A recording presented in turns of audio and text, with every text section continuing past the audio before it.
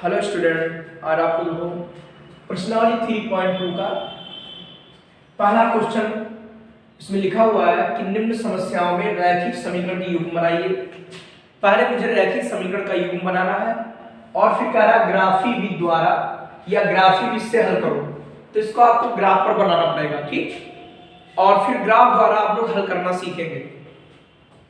देखो क्या लिखा हुआ है कि क्लास 10th के 10 विद्यार्थियों ने एक गणित की पहली प्रतियोगिता में भाग लिया, ठीक। यदि लड़कियों की संख्या लड़कों की संख्या से 4 अधिक हो तो प्रतियोगिता में भाग लेने लड़कों और लड़कियों की संख्या ज्ञात कीजिए, क्या होगी, ठीक। वो तो आप आंसर मुझवानी जान सकते हो, ऐसे ही लगाने से पहले ही आंसर इसमें पता हो जाएगा। क्योंकि इसमें लिखा है लड़कियों की संख्या किससे ज्यादा है, लड़कों से कितनी अधिक है, 4 अधिक है। तो आप आसानी से ऐसे ही लगा सकते थे, ठीक। लेकिन यहाँ पर ध्यान दीजिएगा और इसको हमको ग्राफ पर हल करना है कि ग्राफ से या ग्राफी विधि द्वारा इसको हल कैसे करेंगे। तो मान लेंगे माना लड़कों की संख्या बराबर x। दो चर से लगाना है, ये भी ध्यान रखना है। लड़कियों की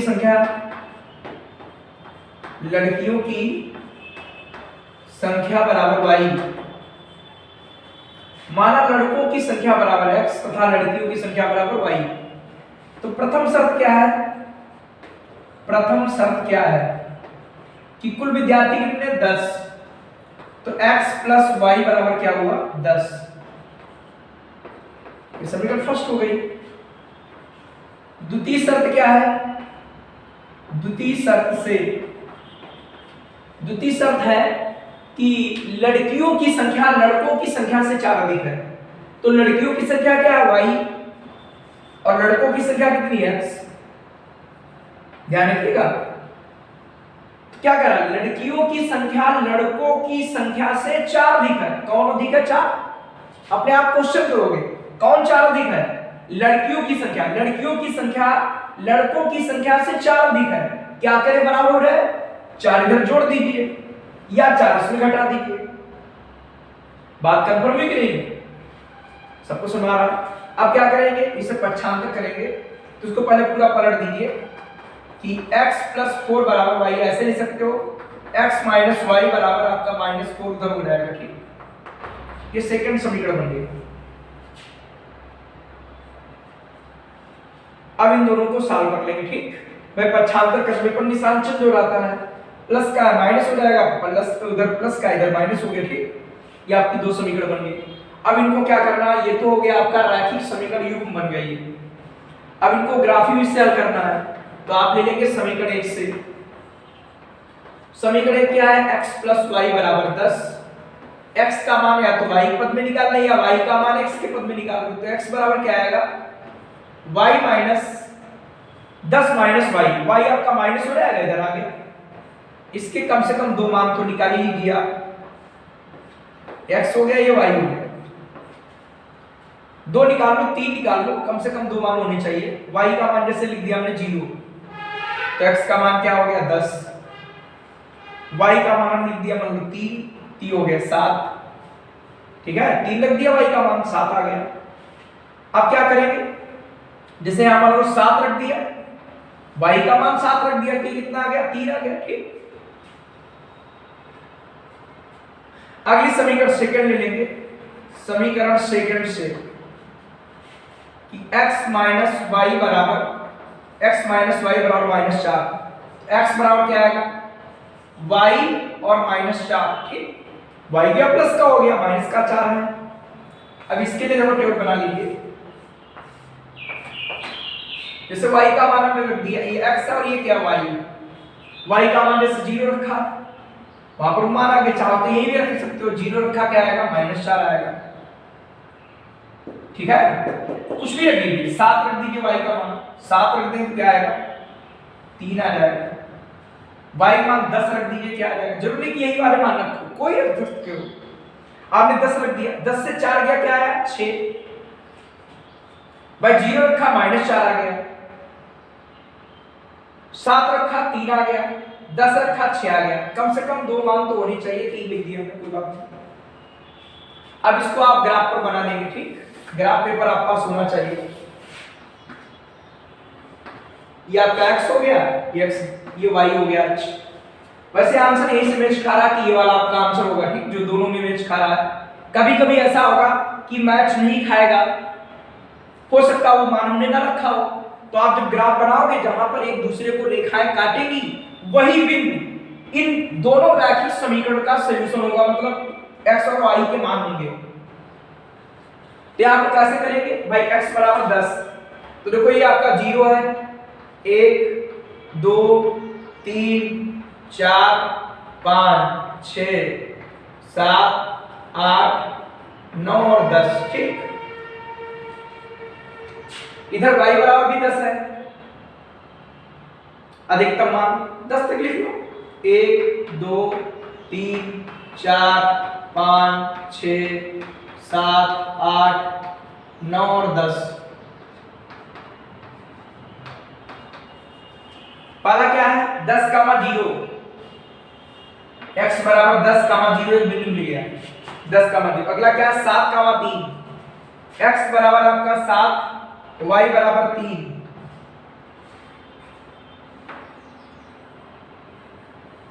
अगला क्या है 3, 7, 3 और इधर 7, एक रेखा की बन गई।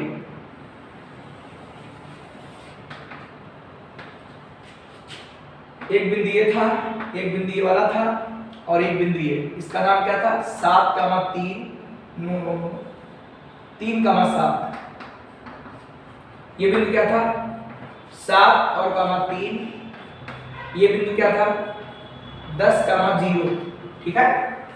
अगला बनाइए -4, 0, x बराबर -4, तो x बराबर -4 इधर आएगा, -1 -2 -3 -4, -4, 0, तो -4, 0 ये बिंदु हो गया।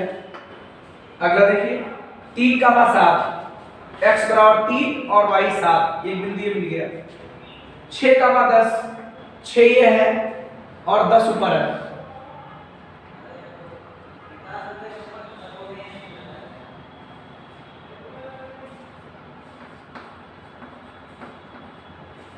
आप इनको मिला देंगे,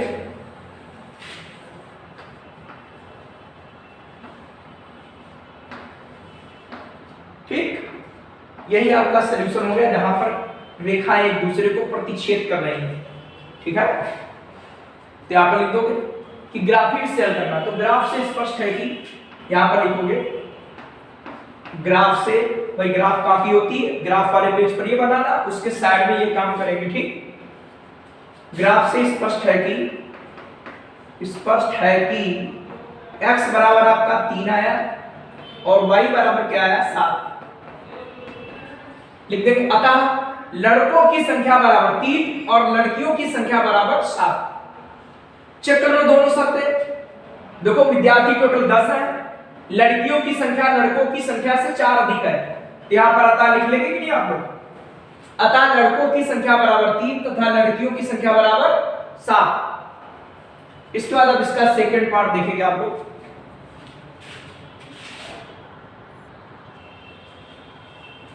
अब देखिए आप दूसरा क्वेश्चन कि 5 पेंसिल तथा 7 कलमों का मूल्य 50 रुपए है, जबकि 7 पेंसिल 5 कलमों का मूल्य 46 रुपए है। एक पेंसिल का मूल्य और एक कलम का मूल्य पूछ रहा है, ठीक। तो मान लेंगे माना एक पेंसिल का मूल्य, माना एक पेंसिल का मूल्य बराबर x रुपए तथा एक कलम का मूल्य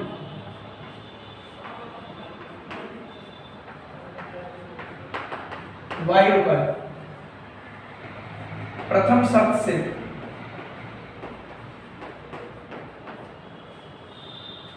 एक पेंसिल का मूल्य x रुपए, तो 5 पेंसिल का क्या आएगा 5x रुपए, 5 गुणा कर दोगे।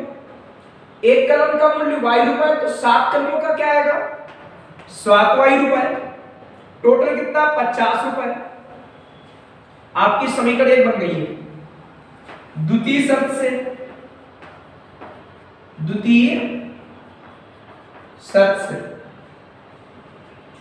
7 पेंसिल 7x, 5 कलम 5y बराबर कितने हो गए 46 रुपए। समीकरण सेकंड, ये समीकरण फर्स्ट है, ये समीकरण कौन हुई सेकंड, ये समीकरण फर्स्ट है, ये समीकरण सेकंड है। तो समीकरण एक एक ले लेते हैं इसमें से, ये बन गया ये बीजगणितीय रूप होगा। समीकरण एक से 5x प्लस 7y बराबर 50 पक्षांतर कर लीजिएगा, x का मान y के पदों में या y का मान x के पदों में निकाल लेंगे। तो 5x इधर आएगा, पक्षांतर करने पर निशान चेंज, 50 माइनस 7y, x बराबर क्या आएगा 50 माइनस 7y बटे 5 आ जाएगा। कम से कम 2 मान तो रखने हैं आपको, चौथी में रख दो। जैसे y का मान यहां पर रख दें 0, y मान 0 रख दो, 0 से टकराओगे चूर चूर हो जाओगे, 0 हो गया। 50 में 10 से भाग 5 से भाग करोगे 10 आएगा। अब क्या रख दें आपको 5, y बराबर 5 रखोगे, 55 25 हुआ, सॉरी 5 से 35 हुआ, और 50 से 35 जाएगा 15 बचेगा, 15 बटे 5 बराबर क्या हुआ 3 आया।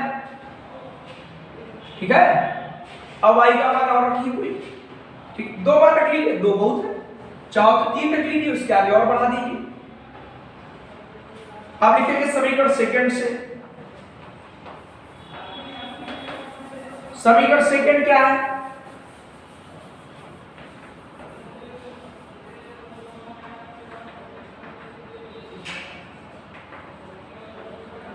7x प्लस 5y बराबर 46। अब निकालेंगे 5y बराबर क्या आएगा 46 माइनस 7x।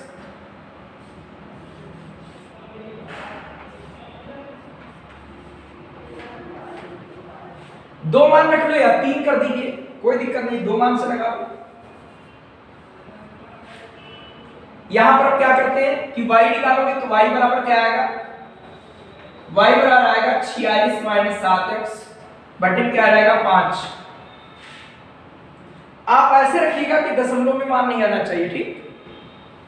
जैसे यहां पर हम 0 रखा, 0 से टकराओगे 0 हो गया, 46 बटे 5 जो ग्राफ पर बनाना आसान नहीं होगा, ठीक। इसलिए यहां पर y बराबर x बराबर हम 3 रखते हैं, क्या रखते हैं 3, x बराबर 3, सॉरी x बराबर क्या रखते हैं 3। 3 से क्या होगा 3 से 21 और 46 से 21 क्या बचा 25, और 25 में 5 से भाग करेंगे 5, आपका आ जाएगा 25।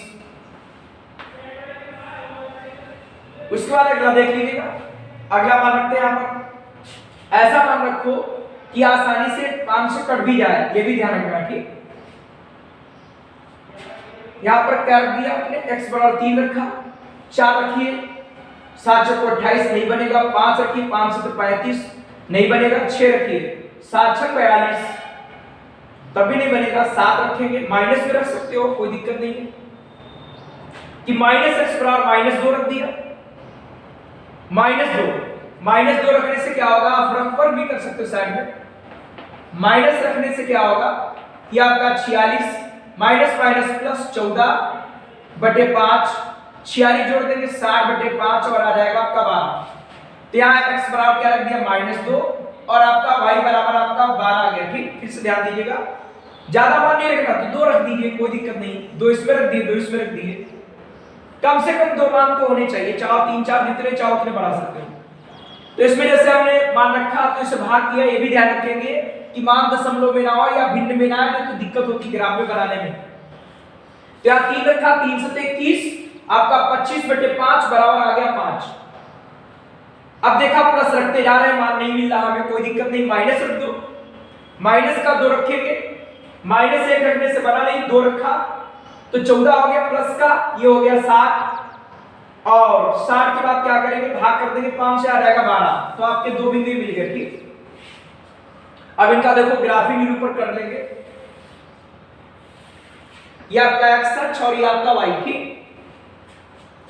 पहला मान क्या है 10, 0, तो यहाँ पर आप जो है 1 से लेकर 1 2 3 4 5 6 7 8 9 और 10।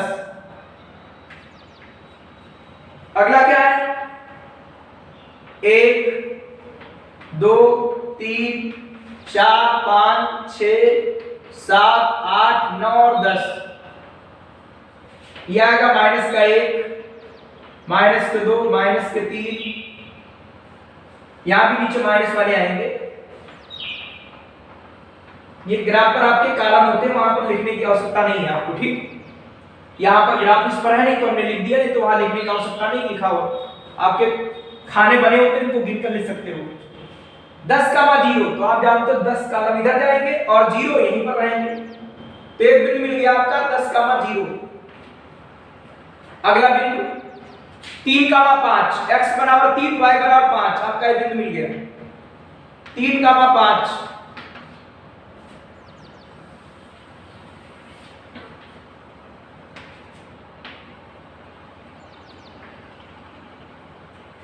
अगला आपका 3 का 5 बिंदु, तो वही हो गया -2 का 12, x बराबर -2, x बराबर -2 और y बराबर 12, y बराबर 12 आपको ऊपर तक निकलना पड़ेगा।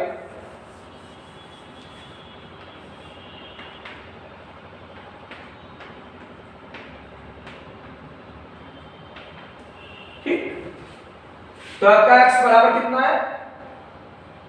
-2, x बराबर -2 हो गया, y बराबर कितना? 12, y बराबर 12, आप यहां पहुंचेंगे।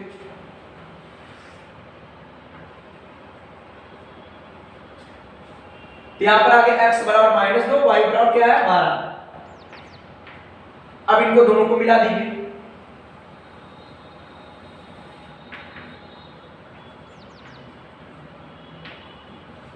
दोनों रेखाएं किस बिंदु से जा रही है? 3, 5 से। देखो पहले ही मिला था दोनों में, तो दोनों रेखाएं 3, 5 से जा रही है, यही इन समीकरणों का हल हो गया। ठीक, तो यहां पर लिखेंगे ग्राफ से स्पष्ट है कि